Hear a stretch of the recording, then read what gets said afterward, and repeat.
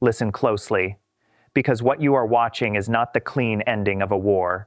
It is something quieter, and in some ways, far more important.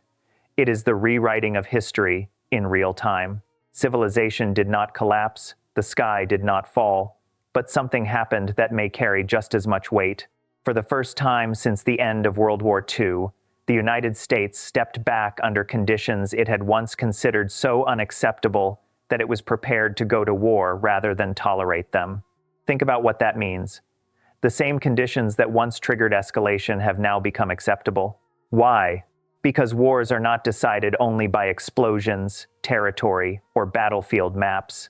They are decided in perception, in pressure, in timing, and in the invisible calculations of risk that governments make when the cost of pushing forward starts to look worse than the cost of stepping back. And that is where this war may already have changed history.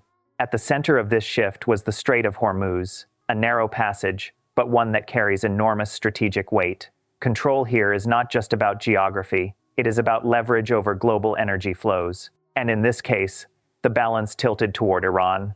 So the United States accepted terms it once resisted, sanctions lifted, uranium enrichment continuing, missile programs untouched, and even a halt to attacks on Iran's regional allies, including axes linked to Israel. This is not a simple compromise. It is a signal. The war lasted 40 days, but its conclusion reveals something deeper. Power is not absolute, it is conditional. Now look at what happened behind the scenes. Just hours before a critical turning point, a call was made by Nawaz Sharif to Donald Trump. The message was not about military strength, it was about public resolve. Iran's population was on the streets, prepared for escalation, even at the cost of destruction. That changes the equation, because when a population signals it will absorb pain rather than retreat, deterrence weakens. Messages move quickly from Washington to Islamabad, then to Tehran. Diplomacy accelerated, not because trust increased, but because the cost of miscalculation became too high. Then another layer appeared: Xi Jinping. China's position reframed the conflict not as a regional issue, but as a question of sovereignty and international law. And that matters, because when a major power signals indirect alignment, even without entering the war, it shifts the strategic landscape. China, alongside Pakistan, reinforced a principle: territorial rights and maritime claims cannot be ignored without consequence. And in that framework, the Strait of Hormuz fell within Iran's sphere of influence. At that point, the United States faced a constrained choice, not between victory and defeat, but between escalation and systemic risk. So it chose to pause, to agree to mediation, to accept a temporary halt. No missiles, no strikes, not from itself and not from Israel. Notice the sequence carefully. It was not Iran announcing restraint first.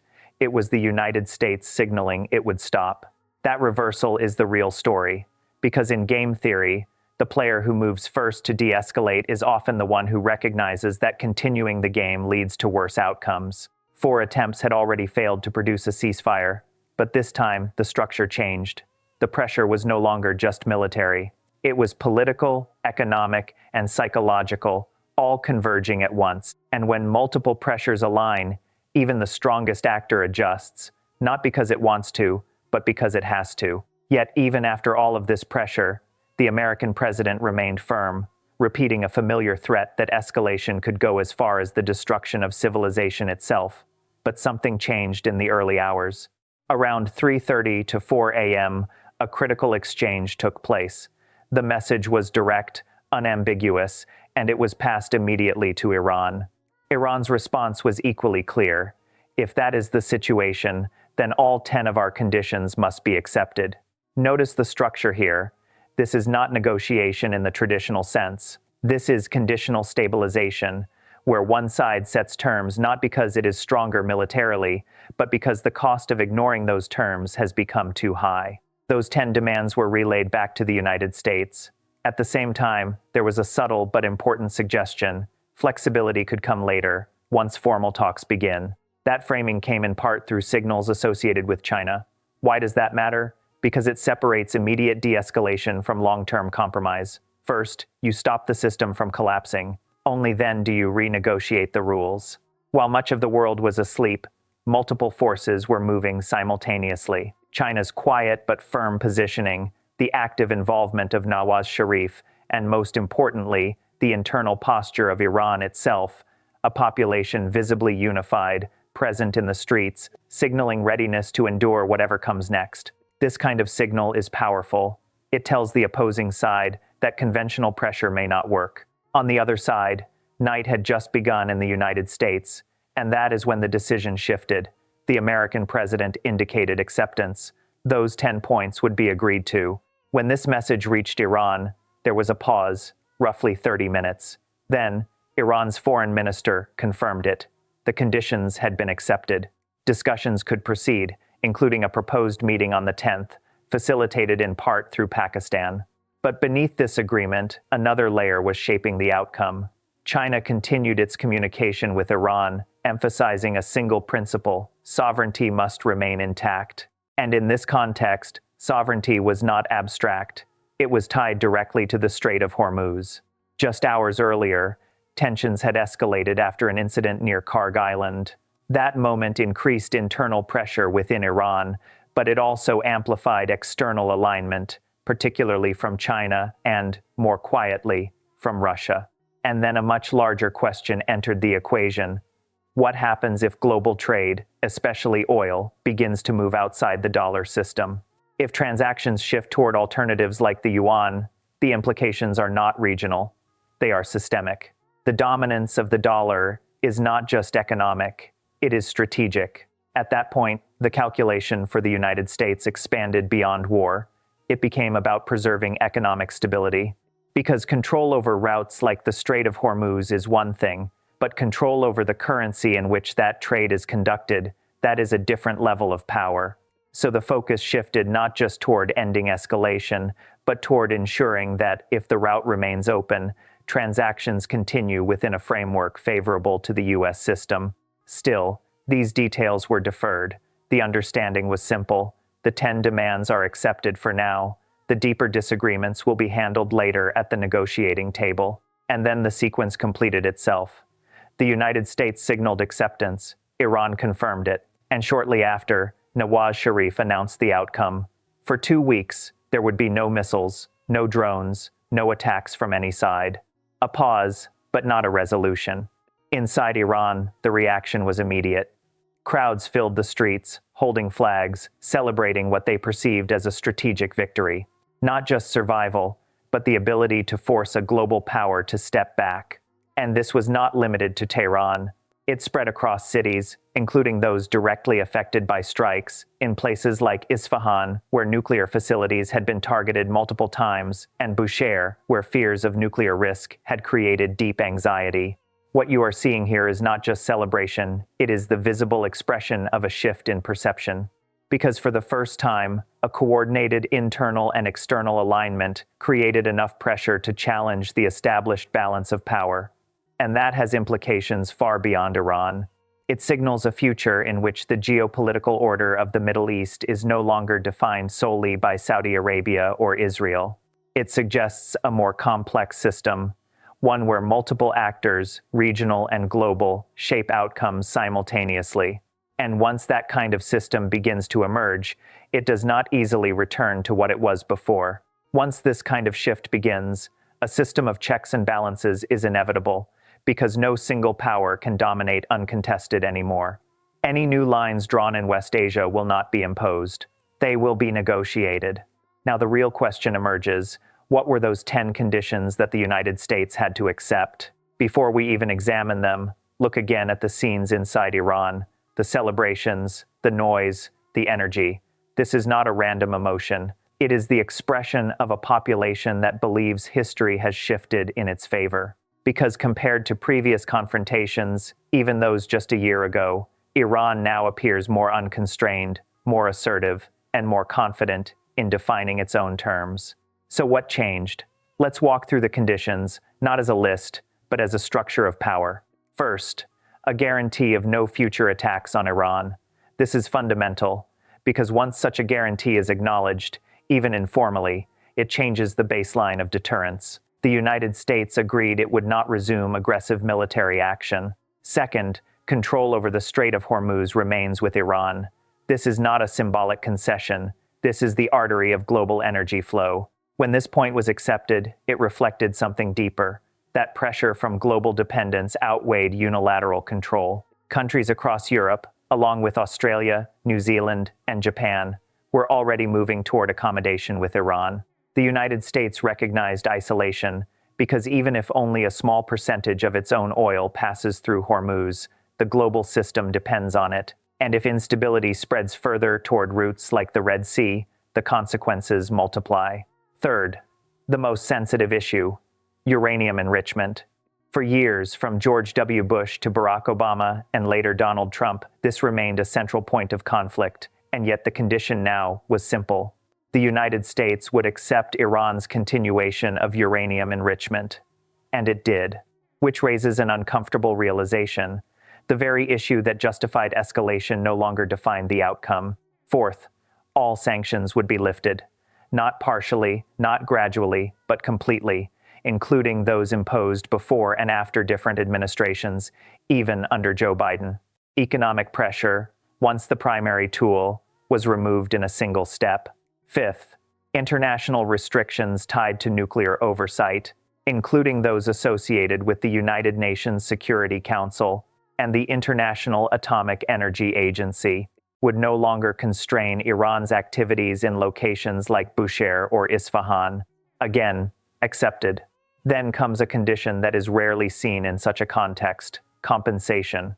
Iran demanded reparations for the damage caused during the conflict. And despite the obvious contradiction that a country engaged in conflict would agree to compensate its opponent, this too was accepted. Next, the rollback of military presence. This was not abstract. It involved real numbers. Tens of thousands of American troops had been deployed, estimates reaching around 35,000 inches the region, alongside a much larger global posture.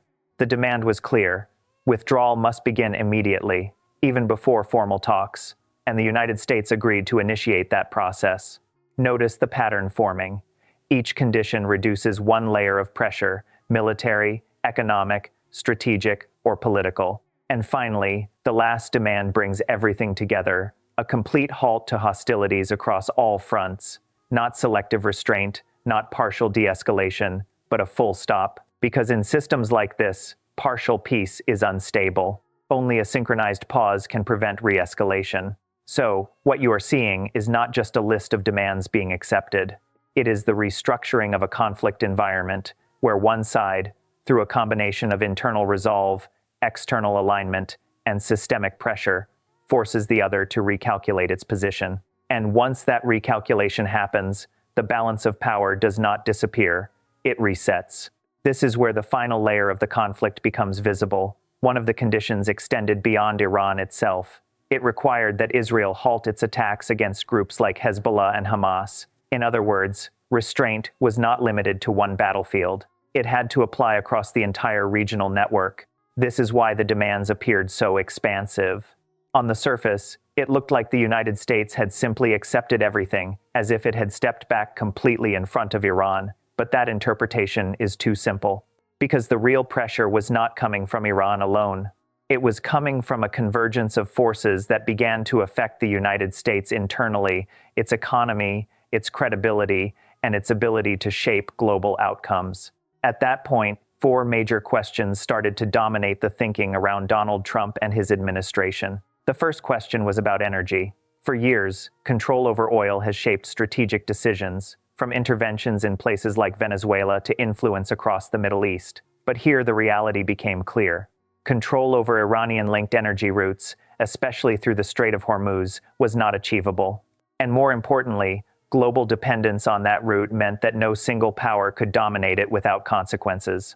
If that control remained with Iran, and if Gulf countries began aligning accordingly, then the balance of influence would shift. The second question was economic.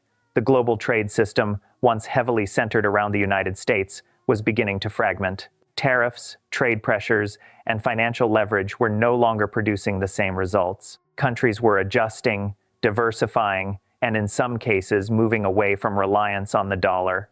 This is where the idea of de-dollarization becomes critical, because if energy transactions begin to move outside the dollar system, then the foundation of American financial power weakens. The third question was domestic and institutional pressure within the United States.